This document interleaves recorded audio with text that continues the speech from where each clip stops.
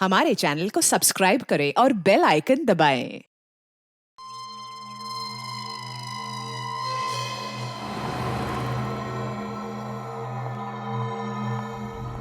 Shopping करने का असली मजा तो सेल में आता है। अब एक हफ्ते की छुट्टी।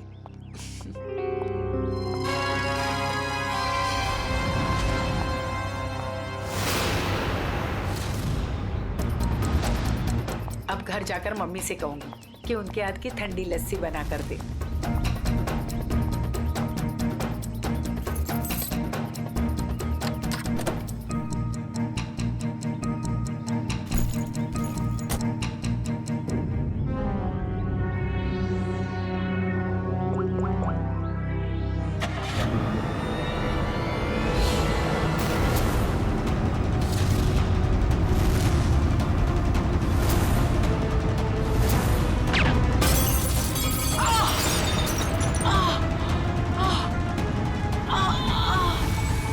सर, आज आपके लिए बहुत ही बड़ा दिन। आज आपको बिजनेसमैन ऑफ द ईयर का अवार्ड मिलने वाला है। आखिर सर आपने दिखाई दिया कि इंसान मेहनत से ही सफलता के शिखर पर पहुंचता है। क्या बात है सर, आप कुछ खोए खोए से दिख रहे हैं? कोई परेशानी? नहीं, ऐसी कोई बात नहीं है। अच्छा, वो तुमने कुमार की एनुअल रिपोर्ट भिजा दी? जी सर। है उस घड़ी का जिसका आप सबको बेसब्री से इंतजार था। बिजनेसमैन ऑफ द ईयर का अवार्ड देने का वक्त आ गया है और इस अवार्ड को देने के लिए मैं बुलाना चाहूंगा इस शहर के जाने माने इंडस्ट्रियलिस्ट मिस्टर श्याम विपुल को।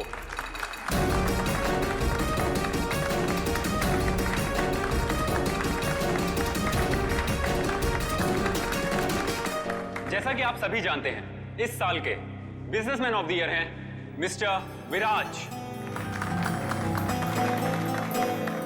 अब मैं चाहूंगा मिस्टर विराज स्टेज पे आएं और अवार्ड रिसीव करें।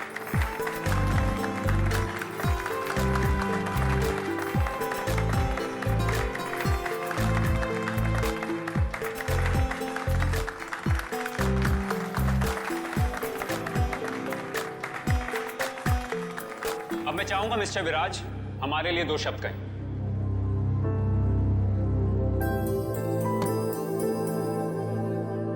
आप सभी का बहुत बहुत शुक्रिया। मैं सिर्फ इतना कहना चाहूंगा कि इंसान अगर चाहे तो मेहनत और ईमानदारी के बल पर जिंदगी में कुछ भी हासिल कर सकता है। इस अवार्ड को जीतने का श्रेय मैं अपने बहुत ही खास साथी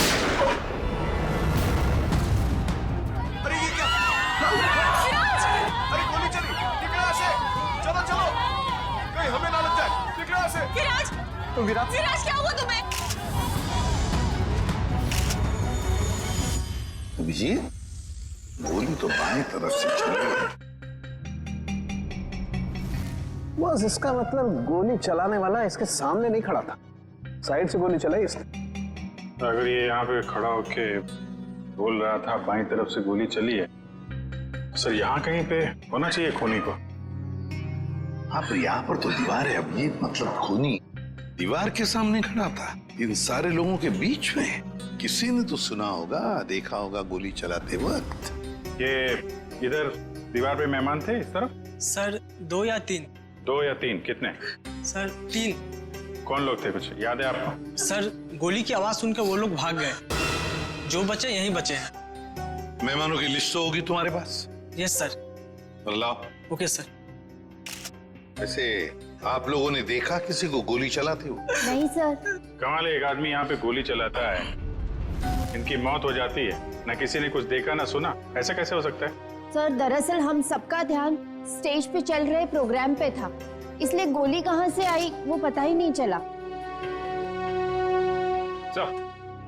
हाँ हाँ सचिन, यहाँ पे सारी क्लासेस बिल्कुल ठीक ठाक है, लेकिन इस क्लास पे क्रैक है। अभिजीत, ग्लास में क्रैक है, मगर ग्लास खड़ा का खड़ा ही गिरा नहीं है। ऐसा क्रैक तो तभी आएगा सर, ये ग्लास किसी से टकराए या फिर कोई बहुत जोर की आवाज हो ग्लास के पास। जरूर ये आवाज गोली चलने की है, और वो गोली इसी ग्लास के करीब से ही चली है। अंके, हाँ आजा। देख, लगता है गोली यहीं से चली है, ग्लास के पास से।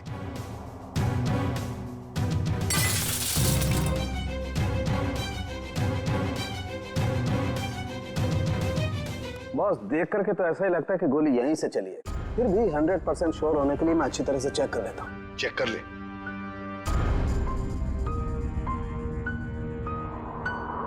आप लोग उसे बिल्कुल नहीं छोड़ना जिसने विराज को मारा है। बिल्कुल, आपसे वादा करते हैं जिसने भी ये किया है उसे कड़ी से कड़ी सजा दिला देंगे।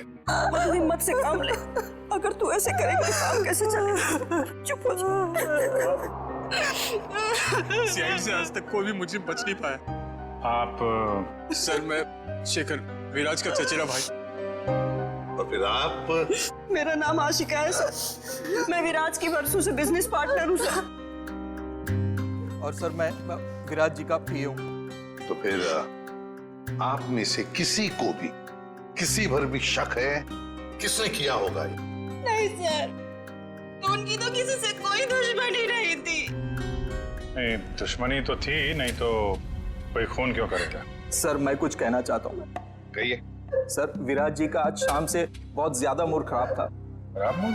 उन्हें तो बिजनेस ऑफ द ईयर का अवार्ड मिला था ना, फिर भी मूड खराब था उनका। इस बात से मैं भी हैरान हूँ। इतने बड़े खुशी के मौके पर उनका मूड बहुत ही ज्यादा चिड़चिड़ा था, और फोन कॉल आने के बाद तो उनका गुस्से का पारा बहुत ज्यादा बढ़ गया। किसका फोन कॉल था? सर, ये तो नहीं पता। विराज जी किसी से फोन पर बात कर रहे थे। तुम्हारा दिमाग तो ठिकाने पे है। ये क्या बकवास कर रहे हो तुम? तुम्हें डील कैसे कैंसिल कर सकते हो? छोड़ूंगा नहीं मैं तुम्हें। ये सारी बातें हो रही थी सर। आशिका जी, आपको पता है किस डील के बारे में बोल रहे थे? मुझे इस बारे में कुछ नहीं मालूम। अरे ये कैसे हो सकता है कि आपको इस बारे में कुछ भी पता नहीं? आप तो विराज की बिजनेस पार्टनर थी ना, तो आपको तो पता होना ही चाहिए। सर, मैं सच कह रही हूँ। ऐसी कोई डील ही नहीं थी जो कैंसिल हुई है। ऐसा कोई डील नहीं था जो कैंसिल हुआ है, ठीक है? अब हम पता लगा लेंगे कौन सा डील था और क्या हुआ था। मयूर सर, विराज का फोन दो।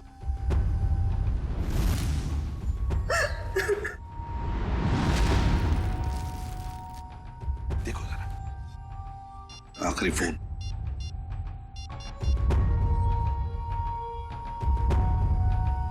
नाम तो लिखा नहीं, अनजान नंबर है। फोन लगा के देखो। फोन बंद आ रहा। फोन बंद आ रहा। अभिजीत, फोन बंद आ रहा है, इसका मतलब है विराज की मौत का जिम्मेदार ये फोन कॉल ही है। पता लगाना पड़ेगा ये फोन नंबर है किसका। मनसा, बेकार की जिद छोड़ दो ना। मम्मा, प्लीज समझने की कोशिश करो।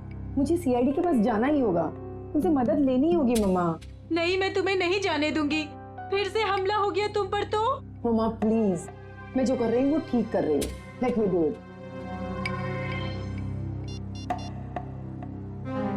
हाँ, मैं सीआईडी के पास जा रही हूँ। क्या तुम मेरे साथ चलोगी? ओके। सर, मोबाइल कंपनी वालों से पता चला है कि वो नंबर किसी अर्जुन के नाम पे रजिस्टर्ड है, जो बगोदिया बस्ती में रहता है। लेकिन उसके घर वालों ने बताया कि अर्जुन तो 5 साल पहले मर चुका है। क्या? और उसका सिम कार्ड कौन इस्तेमाल कर रहा है कुछ पता नहीं। तो बड़ा चालाक है ये खूनी, कोई भी सुराग नहीं छोड़ रहा है। 5 साल पहले मरे हुए आदमी का सिम कार्ड इस्तेमाल करता है और फिर विराज का खून भी करता है।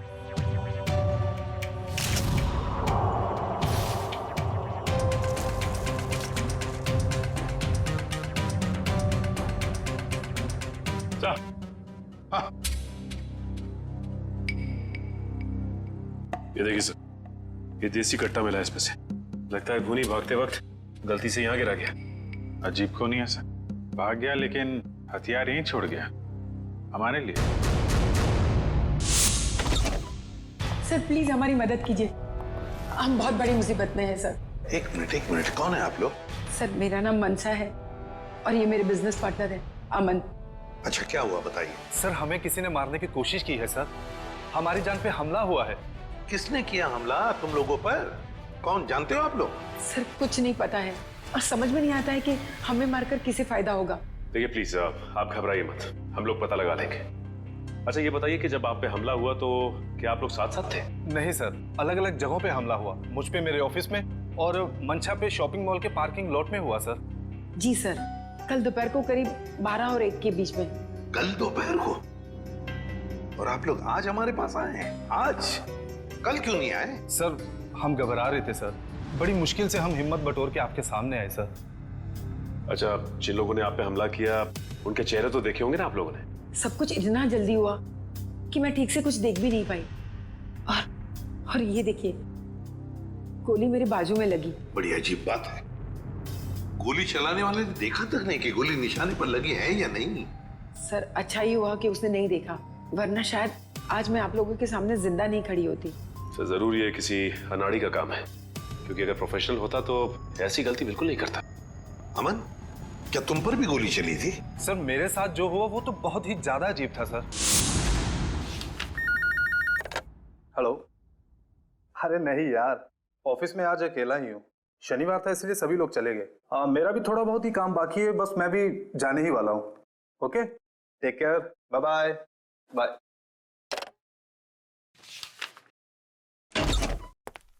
अरे ऑफिस में इस वक्त कौन हो सकता है?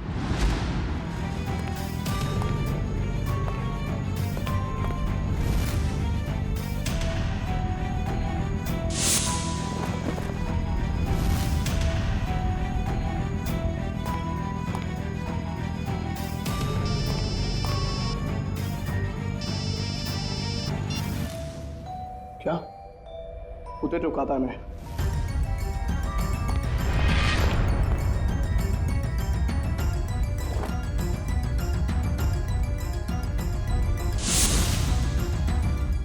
सर गोली मारने वाला बिना गोली मारे ही चला गया। वही तो। सर ये तो बहुत अजीब है। सर जो कुछ भी हुआ, कम से कम मेरी जान तो बच गई सर। नहीं, ये तो बड़ी अच्छी बात हो गई। अब आप लोग हमारी एक मदद कीजिए, उनका स्केच बनवाने में। सर स्केच तो बनवा देंगे, मगर ब्यूरो से बाहर जाने से डर लग रहा है सर। कहीं फिर से हम पे हमला हुआ तो? अब आप पर कोई हमला नहीं कर सकता। अब आप लोगों की सुरक्षा की जिम्मेदारी हमारी है। एक बात समझ में नहीं आ रही है, मंशा पर गोली चलाने वाला करीब से गोली चलाता है मंशा पर जानलेवा गोली नहीं चलाता, और जो अमन पर गोली चलाने गया था वो बिना गोली चलाए वापस चला जाता है। ऐसा क्यों? नहीं नहीं नहीं, ये कुछ अलग ही चक्कर है। सर ये रहा स्केच। Thank you. जाओ। आपको पूरा यकीन है यही लोग हैं वो? हाँ सर, लगभग ऐसे ही थे। ठीक है, thank you very much.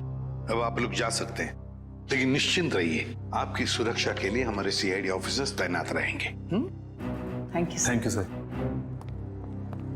Shreya, देखो क्या ये दोनों पुराने पापी है क्या?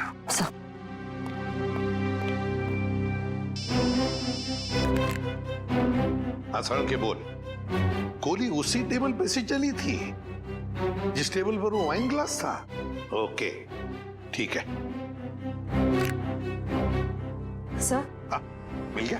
नहीं सर, उन दोनों का हमारे डेटाबेस में तो कोई रिकॉर्ड ही नहीं है। कोई भी रिकॉर्ड नहीं है उन दोनों का? अच्छा, एक काम करते हैं, वो मॉल जिसके पार्किंग लॉट में मंशा पर हमला हुआ था और अमन का ऑफिस, इन दोनों जगहों के पास उस वक्त जिस वक्त गोली चली थी, उस वक्त जितने भी सेलफोन्स नेटवर्क में थे उन सब का पता लगाते हैं। पर सर ऐसे तो सैकड़ों लोग होंगे। बिल्कुल, सैकड़ों लोग होंगे, सैकड़ों फोन होंगे, मगर मुजरिम उन्हीं में से ही कोई है, उन्हीं में से ही कोई है जो सबसे करीब थे उस पार्किंग लॉट में मंशा के पास, और सबसे करीब थे अमन के पास उसके ऑफिस में। उन्हीं में से ही है जो सबसे करीब थे इन दोनों के। फ्रेडी और पंकज को बोलो पता लगाने के लिए। सर फंक्शन का फुटेज रेडी है।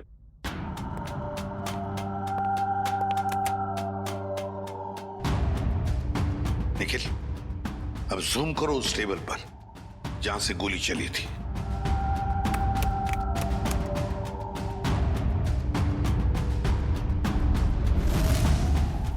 माय गॉड, सर इस टेबल पे तो 3 लड़कियां बैठी हैं। इसका मतलब इनमें से किसी ने विराज पे गोली चलाई।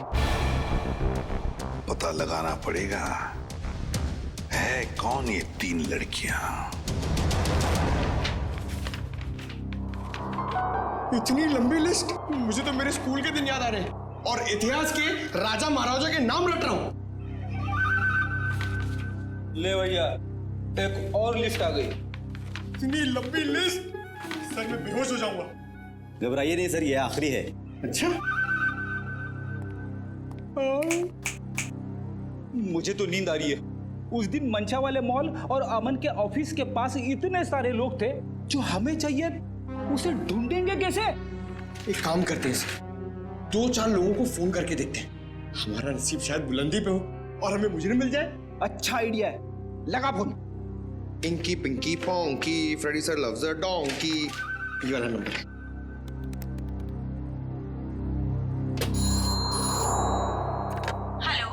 हेलो, क्या नाम है आपका मैडम? तुम्हें क्यों बताऊं? तुम्हें शर्म नहीं आती? अनजान लड़की को फोन करके परेशान करते हो। अरे नहीं मैडम, आप समझ नहीं रही हैं। अगर तुमने मुझे दोबारा फोन किया ना तो मैं सीआईडी को कंप्लेंट कर दूंगी। मैं खुद सीआईडी से हूँ और मैं इंडियन क्रिकेट टीम की कैप्टन हूँ। खबरदार जो फोन किया दोबारा। अरे मैडम, आप समझ क्यों नहीं रही हैं? मेरे पति ने कहा ना तुमसे मुझे फोन करके परेशान करने के लिए। जाओ जाके कह दो उसे, मैं 1 पैसा दहेज नहीं देने वाली। दहेज? अबे क्या हुआ पंकज? दहेज का नाम सुन के तेरे पूरे शरीर में 440 वोल्ट का करंट क्यों दौड़ने लगा? अरे सर मत पूछिए, दहेज ही तो मेरी दुखती रग है सर। मेरा पुराना जख्म हरा हो गया। मैं कुछ समझा नहीं। सर आप तो जानते ही हैं, मेरे स्कूल के और कॉलेज के जितने भी फ्रेंड्स हैं सबकी शादी हो चुकी है। मैं ही अकेला बचा हूं कुंवारा। पता है क्यों? क्यों? इस दहेज की वजह से। पंकज, एक सीआईडी ऑफिसर होने के बावजूद भी तुझे दहेज चाहिए? ठीक, कितनी शर्मनाक बात है ये। रुक, मैं अभी एसीपी साहब को फोन करता हूँ। अरे एसीपी सर को क्यों फोन कर रहे हो? मेरी बात तो सुनो, मैं दहेज नहीं मांग रहा हूँ, लड़की वाले दहेज मांगते हैं। मुझसे कहते हैं जब तक मैं दहेज नहीं दूंगा लड़की से मेरी शादी नहीं कराएंगे। इसलिए तो दहेज का नाम सुनते ही मेरे पसीने छूट जाते हैं सर। तू चिंता मत कर पंकज, जो लड़की तुझे सच्चा प्यार करेगी वो सिर्फ तेरा दिल देखेगी, दहेज या पैसा नहीं, समझे? सच्ची सर? हाँ। अब चल, अब ये शादी के सपने देखना बंद कर और काम पे लग जा। काम पे लग जा? लिस्ट इतनी लंबी है। अबे रो क्यों रहा है? चल एक काम करते, देखते हैं इन सारे नंबरों में से ऐसे कौन से 2 नंबर है जो मंशा वाले मॉल और अमन के ऑफिस के सबसे करीब है। देखिए सर,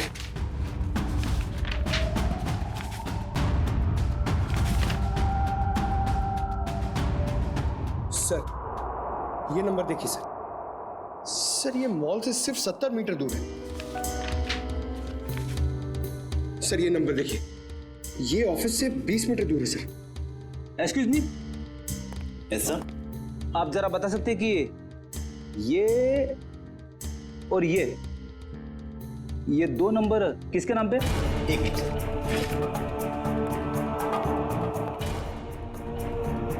सर, अगर आपकी नजर में कोई सुंदर सुशील प्यारी सी लड़की होगी ना सर, तो मुझसे मिलवा दीजिएगा सर।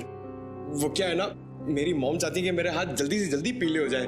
प्लीज जरा ध्यान रखो। सर एक्सक्यूज मी सर, ये दूसरा वाला नंबर ट्रेस करने में थोड़ा टाइम लगेगा, मगर ये पहला नंबर किसी शीतल कुमार का है। शीतल? मतलब पंकज, उस दिन मंशा को मारने कोई लड़का नहीं बल्कि लड़की आई थी। मंशा ने तो कहा था कि कोई लड़का था। ये केस तो और भी उलझता जा रहा है। एक काम करता हूँ, दया सर को फोन करता हूँ। सर क्यों बुलाया हमें यहाँ? अभी पता चल जाएगा। वो तीसरी लड़की कहाँ है जो इनके साथ में थी? सर उसका नंबर या एड्रेस नहीं मिला, यहाँ तक कि उसका लिस्ट में नाम भी नहीं था। उसका नाम भी नहीं था मेहमानों की लिस्ट में? तो फिर अब ये जरूर किसी और के इनविटेशन पर अंदर घुस गई और विराज पर गोली चलाकर भाग गई। क्या उसने विराज जी को मारा? जी हाँ, और आप दोनों उसके साथ में बैठी थी, तो उसके पास गन थी, आपने देखा कैसे नहीं? सर मेरा सारा ध्यान तो फंक्शन की तरफ था। सर मेरा भी। वाह, तुम दोनों का फंक्शन की तरफ इतना ध्यान था कि तुम्हारे बगल में बैठी हुई लड़की अपना गन निकालती है, निशाना साधती है और गोली चलाकर भाग जाती है, इसका तुम्हें पता भी नहीं था। कैसे मान सकते हैं हम ये? चलिए बताइए, और क्या याद आता है उस लड़की के बारे में? सो उसने एक बड़ा सा बैग रखा था टेबल पे और शायद इसीलिए हमें गन नहीं दिखी। कहाँ पर? सर वो जो टेबल है ना, उस पे जो फूलों का गुलदस्ता पड़ा है, उसी के पास। और वाइन का गिलास बैग के बगल में ही था? जी सर था, और वो उस बैग के साथ कुछ छेड़खानी भी कर रही थी। जरा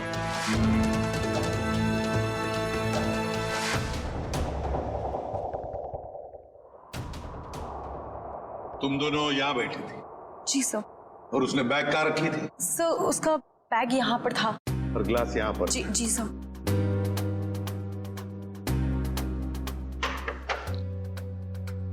मतलब अभिजीत बैग के अंदर गन छुपा कर रखी थी। वो कह रही थी ना, छेड़छाड़ कर रही थी बैग के साथ। निशाना साधा उसने और गोली चला दी। सर उसका चेहरा तो हम देख ही चुके हैं, उसकी फोटो टेलीविजन और अखबारों में दे दें सर? हाँ, मगर उससे पहले अभिजीत सीसीटीवी फुटेज चेक करो।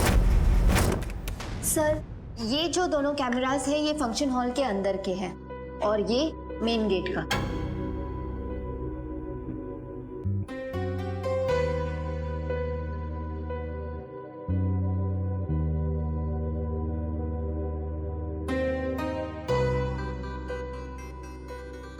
तो काफी देर से आई फंक्शन में। अब जरा ये मेन गेट वाला दिखाना। जी सर। सर ये तो टैक्सी में आई है। टैक्सी में? एक मिनट जरा इसको रिवाइंड करो, फिर से चलाना। पॉज। अब जरा ये नंबर प्लेट है ना टैक्सी का, उस पर जूम करो।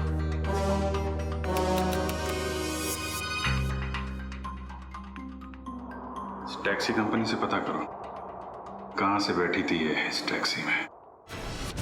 जी हाँ, मैं उसी टैक्सी की बात कर रहा हूँ, VWJA 3856। जी हाँ, 23 नवंबर की रात लगभग 8 बजे के आसपास इस टैक्सी ने एक लड़की को तिरला ऑडिटोरियम पहुंचाया। देखिए इस लड़की की सारी डिटेल चाहिए हमें। जी हाँ, खून का मामला है। क्या कहा टैक्सी कंपनी ने? सर कंपनी वाले सारी डिटेल्स ईमेल कर रहे हैं सर। ओके, टैक्सी कंपनी का ईमेल आ गया।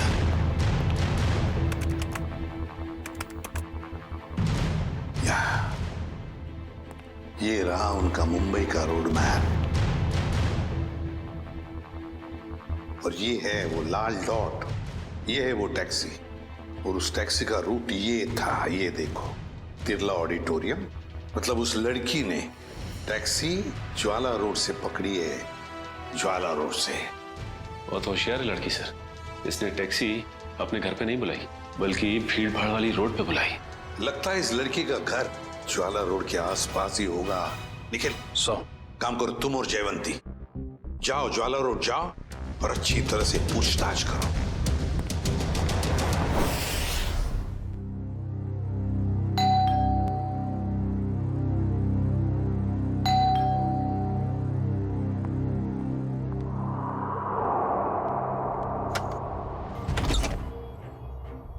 शीतल?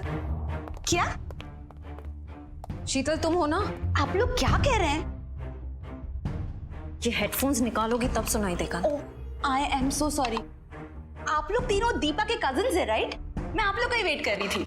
हम लोग कोई कजिन वजन नहीं है, हम लोग CID से हैं। CID? सर सब कुछ ठीक है ना? शनिवार दोपहर 3 बजे तुम मॉल में क्या कर रही थी? कौन सा मॉल? वही मॉल जो जवाहर नगर में है। सर मॉल, मैं कोई मॉल में थी नहीं और जवाहर नगर तो मेरे घर से काफी दूर है, मैं वहां जाती ही नहीं हूँ। देखो शीतल, ड्रामा करने की जरूरत नहीं है। अगर तुम जवाहर नगर नहीं गई थी तो तुम्हारा फोन वहां कैसे पहुंच गया? पर मेरा फोन तो गुम हो चुका है, मेरे पास है ही नहीं। आप लोगों को मिला क्या? ओह, तो फोन मिलने रहा है, बहाने अच्छे हैं, मगर CID के सामने ये सारे बहाने पिट जाते हैं, क्योंकि हमें ये भी पता है कि इस वक्त आपका फोन कहाँ है। यहीं पर है, घर पे, नेटवर्क यही बता रहा है। पर मेरे पास तो मेरा फोन है ही नहीं और नेटवर्क और सिग्नल, हाँ शायद हो सकता है कि मेरी काम वाली बाई ने चुराया हो। मैं उसे इनफैक्ट निकालने वाली थी काम से। अंदर कौन है? कोई नहीं, शायद चूहा होगा। चूहा? आप लोग कहाँ जा रहे हैं? आप लोग मेरी मर्जी के बगैर मेरे घर में नहीं जा सकते। सुनिए, रुक।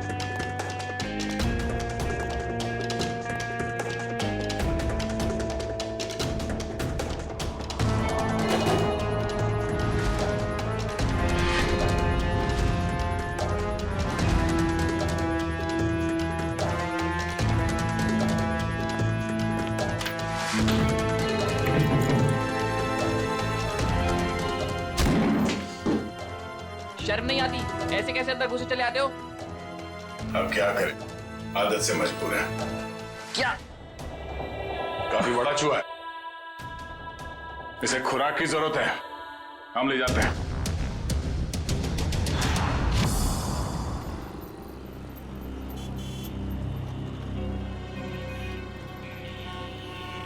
प्रॉम टैक्सी में यहाँ से बैठी होगी वो, लेकिन उसे टैक्सी यहाँ से क्यों पकड़ी होगी, कहीं और से क्यों नहीं? यही समझ में नहीं आ रहा है। देख भाई निखिल, तेरी समझदारी जरा मैं हिला देती हूँ। तुझे पता है, एक आदमी जब सज धज जाता है तो वो बाहर टहलने निकल पड़ता है। सजने के बाद टहलने क्यों लगता है? डिपेंड करता है, अगर जवान बच्चा हो तो कुड़ियों छुड़ियों पे लाइन मारने निकल पड़ता है, और अगर बुजुर्ग हो तो खुशी में निकल पड़ता है। लेकिन औरतों और लड़कियों का ऐसा नहीं होता।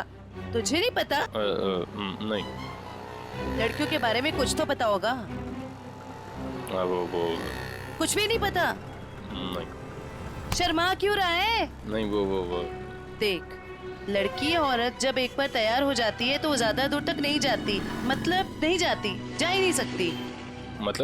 मतलब ये कि वो जहाँ तैयार हुई है, टैक्सी भी उसने वही बुलाई होगी। मतलब घर के आसपास? बिल्कुल। देखा था ना वीडियो में, कितनी सजी धजी हुई थी। अब इतना मेकअप और लिपस्टिक उसने होटल में बैठ के नहीं किया, घर पे किया होगा। उसका घर यहीं कहीं आसपास होना चाहिए। अब एक बात मैं आपको बताता हूँ। लड़कियों के बारे में? नहीं, बंदा जा रहता है, अक्सर दवाई वगैरह वही आसपास से लेता है। होशियार है तू।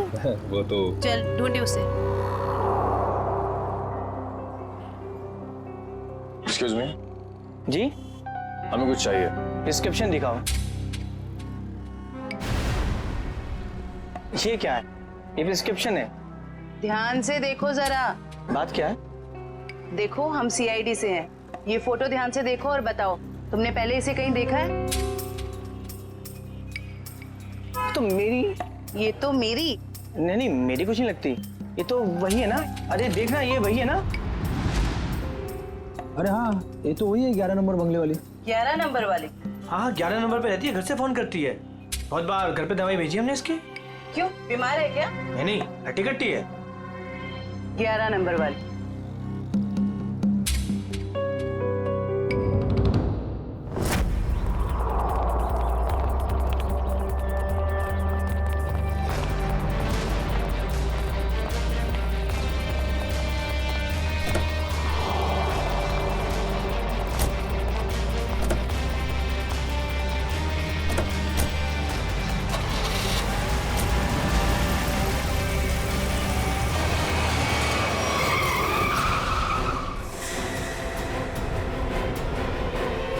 मैडम,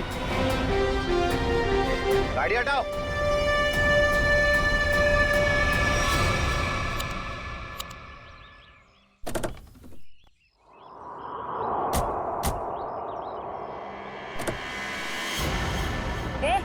क्या बदतमीजी है? चल गाड़ी हटा। अगर यहाँ बदतमीजी नहीं पसंद तो सीआईडी ब्यूरो चलो, वहां कर लेंगे थोड़ी बदतमीजी। सीआईडी?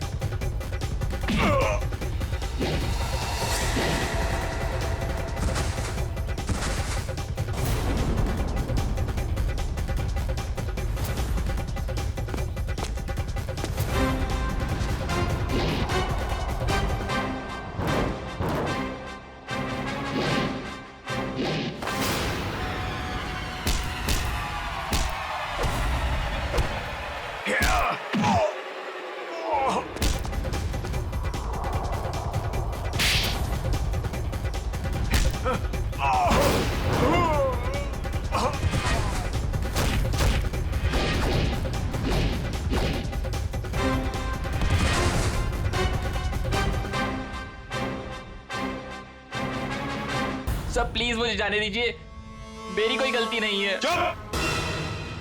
पैसे लेकर लोगों को मारते और कहते हो तुमने कुछ नहीं किया। किसने कहा था तुम्हें मंशा और अमन को मारने के लिए? प्रीतम ने। कौन प्रीतम? वो बड़ी पार्टियों से सुपारी का कॉन्ट्रैक्ट लेता है और हम जैसे लोगों में बांट देता है। मुझे मंशा को मारने के लिए कहा था उसने, और मेरे दोस्त रिंकू को अमन की सुपारी दी थी। मतलब पैसे लेकर लोगों को मारने का पूरा नेटवर्क ये प्रीतम चलाता है। और फिर मंशा और अमन को मारने के लिए प्रीतम को किसने कहा? प्रीतम को किसने कॉन्ट्रैक्ट दिया था? सब विराज ने। विराज? सर इसका मतलब विराज, मंशा और ये अमन का केस आपस में जुड़ा हुआ है। हाँ, पर मजे की बात ये है सचिन कि विराज ने प्रीतम को कॉन्ट्रैक्ट दिया मंशा और अमन को मारने का, और फिर विराज का ही खून हो गया। सर कहीं ऐसा तो नहीं कि अमन और मंशा ने मिलकर विराज को मरवा दिया हो? तो फिर मंशा और अमन हमारे पास क्यों आते? अच्छा, ये तुम्हें सुपारी मिली थी ना मंशा और अमन को मारने की, तो फिर तुम और तुम्हारे दोस्त नाकामयाब कैसे हो गए? नाकामयाब नहीं हुए थे सर, प्रीतम ने आखिरी वक्त पर सुपारी कैंसिल कर दी थी। प्रीतम ने आखिरी वक्त इन दोनों को मारने का प्लान ही कैंसिल कर दिया? क्यों? ये चक्कर क्या है? मुझे तो लगता है विराज की मौत के पीछे इस प्रीतम का हाथ है। दीपिका। जी सर। तुम्हें विराज को मारने के लिए किसने कहा था? प्रीतम ने। प्रीतम ने? सर मगर प्रीतम को किसने कहा होगा विराज को मारने के लिए? वो भी पता चल जाएगा निखिल। सर मुझे कितनी देर यहाँ रुकना पड़ेगा? क्या मैं घर जा सकती हूँ? क्यों? ऐसा कौन सा अच्छा काम किया है जो तुम्हें हम जाने दे? एक खूनी को बचाने की कोशिश की है तुमने, समझे? सर मैं इलेश से प्यार करती हूँ, इसलिए भाग गई थी। तो कौन सा बड़ा काम किया इलेश से प्यार करके? इसे बचाने की कोशिश की तुमने, उसे तो सजा होगी, मगर तुम्हें भी होगी सजा। चले जाओ इसे। चलो। इलेश, तुम्हारे पास प्रीतम का नंबर और एड्रेस तो होगा ना? सर मेरी बात प्रीतम से कभी डायरेक्ट हुई नहीं, हमेशा उसकी सेक्रेटरी जिया से ही बात होती थी। दीपिका, तुम्हारे पास नंबर है प्रीतम का? नहीं, मेरी बात हमेशा उसकी सेक्रेटरी जिया से होती थी। तो फिर सेक्रेटरी जिया का नंबर दो हमें। सर कोई एक नंबर हो तो बताएं, हमेशा नए नए नंबर से फोन करती थी वो। और हाँ, किसे मारना है उसकी सारी जानकारी एक लिफाफे में डालकर घर के बाहर रखती थी। नए नए नंबरों से फोन करती थी। बड़ी चालाक समझती है ये अपने आप को सेक्रेटरी जिया, लेकिन उसे पता नहीं अब उसका पाला पड़ा है हमसे, सीआईडी से। अब ज्यादा देर बच नहीं सकती वो। जिया ने जिन जिन नंबरों से तुम्हें फोन किया है वो सारे के सारे नंबर चाहिए हमें अभी, इसी वक्त।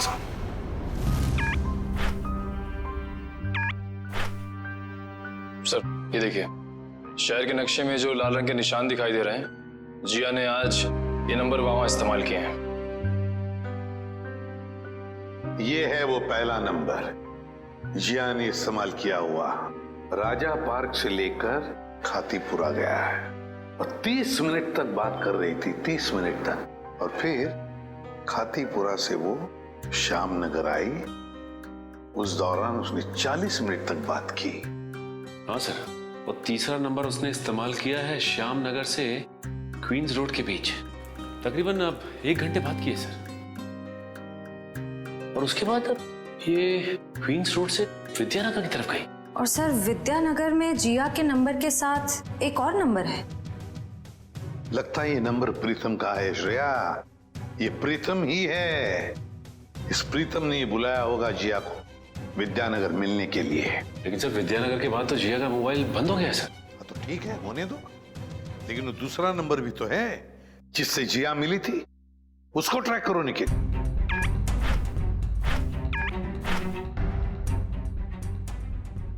सर फिलहाल ये नंबर सिविल लाइन के किसी बंगलो में है, bungalow number 17। Civil Lines bungalow number 17। Jiya, तेरी साड़ी तो बहुत अच्छी लग रही है, कहाँ से खरीदी? स्पेशली ऑर्डर देके बनवाई है। डिजाइनर है। वाह जिया, तेरी चॉइस को तो मानना पड़ेगा। एक मिनट। मेरा एक बहुत पुराना दुश्मन है, मुझे उसे मरवाना है। आप दाम जो भी चल लग जाए। लगता है किसी आशिक का फोन आया है। मैं प्रीतम जी की सेक्रेटरी बोल रही हूँ। आपका संदेश उन तक पहुँचा दूंगी। 10 लाख लगेंगे। अरे 20 लाख दूंगा, लेकिन वो बचना नहीं चाहिए। बहुत नफरत करते हैं हमसे। ऐसा क्या बिगाड़ा है आपका? मिल के बताता हूँ आपको। लगता है दरवाजे पे कोई आया है। मैं आपको थोड़ी देर में कॉल करती हूँ। आप? नहीं, वो मैं ही हूँ। आपसे मुलाकात भी हो गई। आप कौन है? वैसे तो मेरा नाम अभिजीत है, लोग मुझे सीनियर इंस्पेक्टर अभिजीत के नाम से जानते हैं। सीआईडी में काम करता हूँ। आप किस नाम से बुलाना पसंद करेंगी? सीआईडी का यहाँ क्या काम? अरे फोन पे बताया ना आपको। अच्छा वो, मुझे लगा कोई मजाक कर रहा है तो मैं भी मजाक करने लग गई। सुपारी का लेन देन तुम्हें मजाक लगता है? जिया, ये सब क्या चल रहा है? सॉरी गर्ल्स, पार्टी खत्म हो गई है, आप लोग जा सकती हैं। Thank you very much. चलिए चलिए। चलो चलो। आप सोच भी नहीं सकती आप कितनी बड़ी मुसीबत में फंस गई हैं। देखिए, मैं प्रीतम के लिए काम करती हूँ, लेकिन मैंने आज तक उसे नहीं देखा। वाह सर, अभी तक ये कह रही थी कि प्रीतम को जानती नहीं है, अब कह रही है देखा नहीं है। ऐसा ना हो थोड़ी देर के बाद ये कहें कि ये खुद प्रीतम है। अरे मैं ऐसा क्यों कहूंगी? मैं प्रीतम नहीं हूँ, मैं तो जिया हूँ। जरा आईडी दिखाइए अपना। ID card? हाँ, I card, driving licence, PAN card, passport, कुछ भी नहीं है। नहीं है?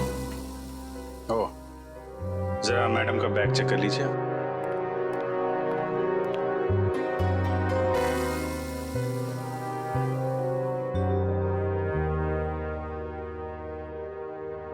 सर, इस खूबसूरत चेहरे का नाम है प्रीतम योगिता। अच्छा, तो आप प्रीतम हैं? भाग के कहाँ जा रही हो? पहले अपने चेहरे का मेकअप तो करवा लो।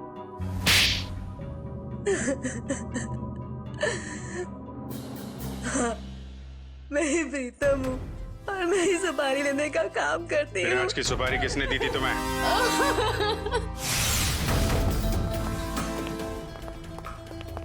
माफ कीजिएगा, ऐसे ही चले आए। क्या करते, काम बहुत जरूरी था। आपने दीपिका को गिरफ्तार कर लिया।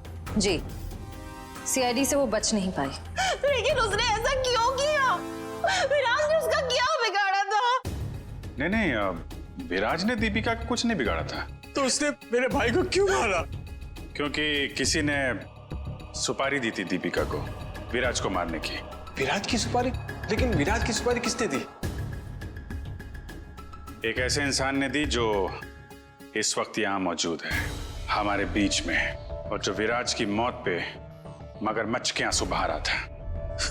कौन? हाँ? शेखर, तो भागने दौड़ने का बहुत शौक है आपको? हमारी जेल के बाहर एक बहुत बड़ा मैदान है, वहां आपका ये शौक पूरा हो जाएगा।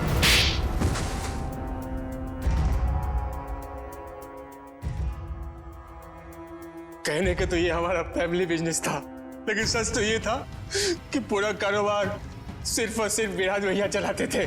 और इस बात की तुम्हें जलन थी, हैं? क्यों नहीं होगी जलन? सारी प्रॉपर्टी उनके नाम पे, सारी फैक्ट्रियां, सारी इंडस्ट्री उनके नाम पे थी। भिखारी जैसा महसूस करता था, इसलिए मैंने विराज भैया के प्रतिद्वंदियों अमन और मनसा के साथ हाथ मिला लिया। और तुम तीनों का एक ही मकसद था, विराज की बर्बादी। हाँ, जब विराज भैया को एहसास हुआ कि अमन और मनसा दिन दुगनी रात चौगनी तरक्की कर रहे थे, तो उन्हें बर्दाश्त नहीं हुआ, उन्होंने दोनों की सुपारी दे दी।